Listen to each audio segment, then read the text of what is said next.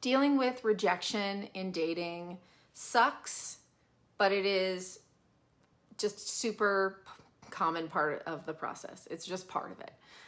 Not every connection or potential partner is going to work out. It can't. That's okay.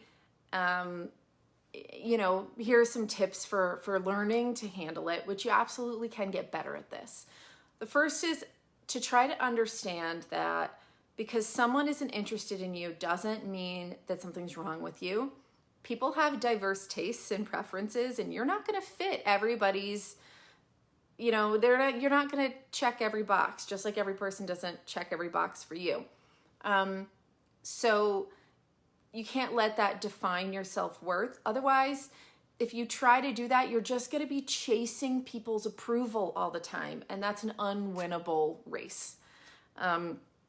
It's okay to allow yourself to feel crappy or disappointed or sad if you've been rejected. That's okay.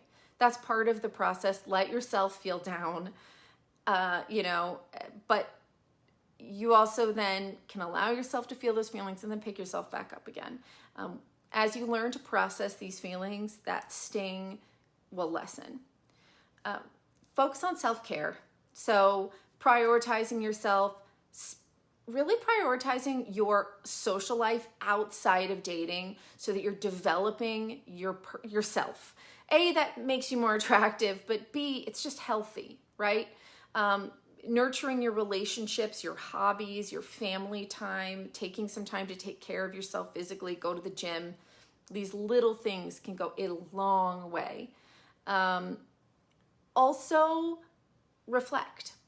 So there's this balance. I said before, just because somebody rejects you doesn't mean that something's wrong with you. That is true, but it is important to try to reflect. Where are the lessons? Where are the positive lessons? Is there asking trusted friends, look at your dating profile, for example. Ask a trusted friend to take a look at it. Maybe there's something that's coming across in your profile that you are too close to it to see, right? Talk to your friends about tips for dates. I'm sure they have lots of them because everybody goes out on dates and everyone learns from terrible dates and great dates alike. So start to reflect, on maybe you're trying to, if you're dealing with a lot of rejection, are you trying to set up dinner dates right off the bat? That can be a lot of pressure, a lot of expectation on a partner to spend a lot of time on a potential partner to meet you, right? And in this day and age, people, for the most part, there's different ways of doing it. Some people want to talk for a really long time, get a super deep connection before they meet. There are people that want to do that.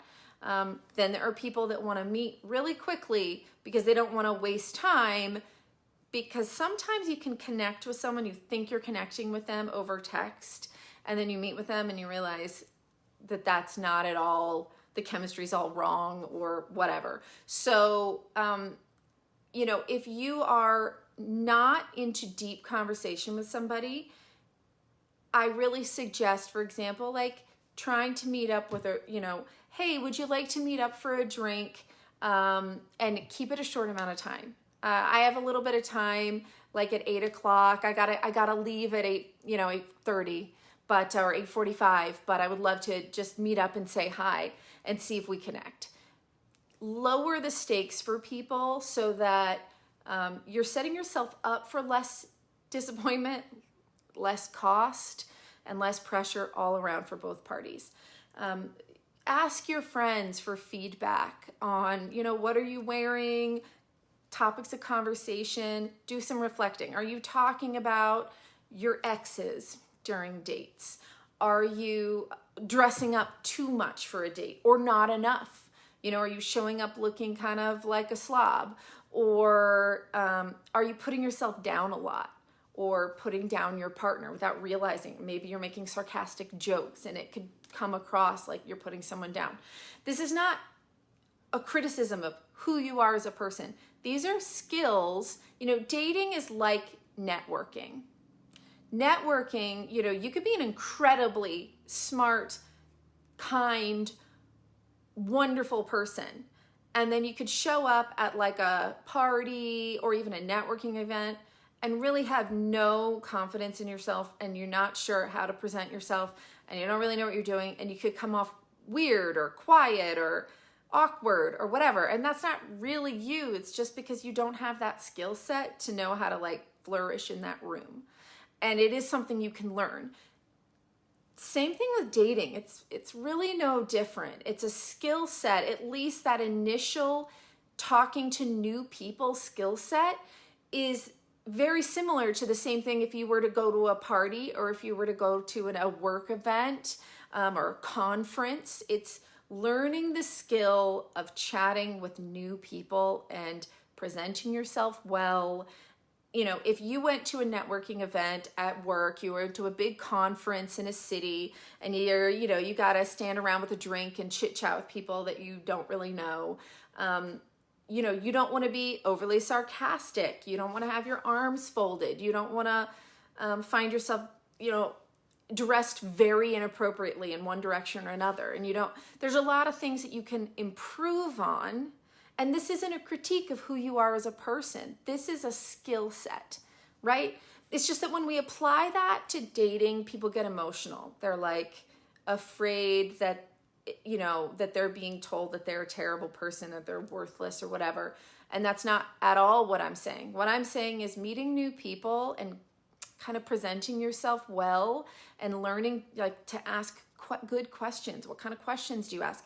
This is the same skill set, whether you're on a date or whether you're at work, and both of them are really important to develop. And they're also constantly revolving, and also not everyone is a home run, right? I'm pretty good with, I don't get nervous in front of people. You could stand me up. I could stand up in front of 10,000 people and speak, and I would be fine with it. I'd be fine. I wouldn't really be that nervous. But I've gone to work events and stuff where I felt like off, where I felt awkward and a little weird. I'm like, I said something that was really weird. I made a joke that didn't go over well. Like it's an evolving skill set. Nobody's expecting perfection. You can't expect perfection for yourself, but you can learn. You can improve that, and you can apply that to your dating life, and you'll see things improve just by improving your networking skills. So I know it can be an exhausting experience dating.